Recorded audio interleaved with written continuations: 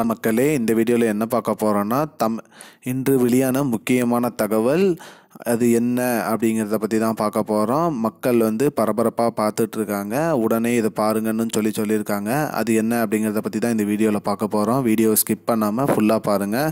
நம்ம சேனலுக்கு யாராவது புதுசாக வந்திருந்தீங்கன்னா மறக்காமல் நம்ம சேனலை சப்ஸ்கிரைப் பண்ணி பெல் ஐக்கானை கிளிக் பண்ணிக்கோங்க. இந்த வீடியோவுக்கு ஒரே ஒரு லைக்கை மட்டும் கொடுத்துருங்க. வாங்க வீடியோக்குள்ளே போகலாம்.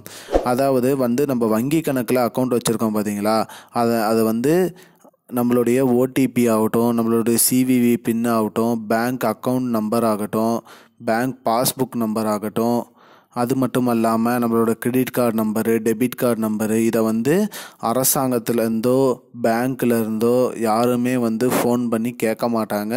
ஸோ அதை யாருமே யாருக்கும் ஷேர் பண்ணாதீங்கன்னு சொல்லியிருக்காங்க. கட்டாயமாக இதை பண்ணாதீங்க அப்படின்னு சொல்லியிருக்காங்க.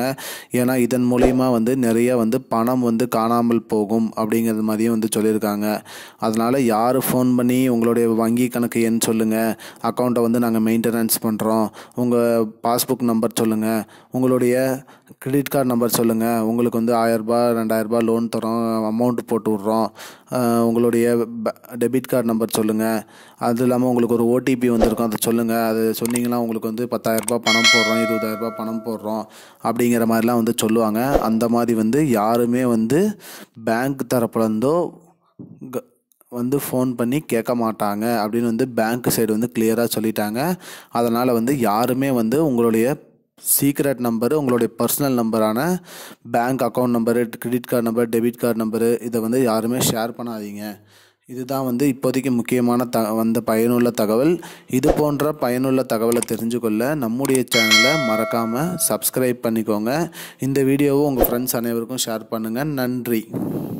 I don't understand your jokes, man. Because it's not a joke.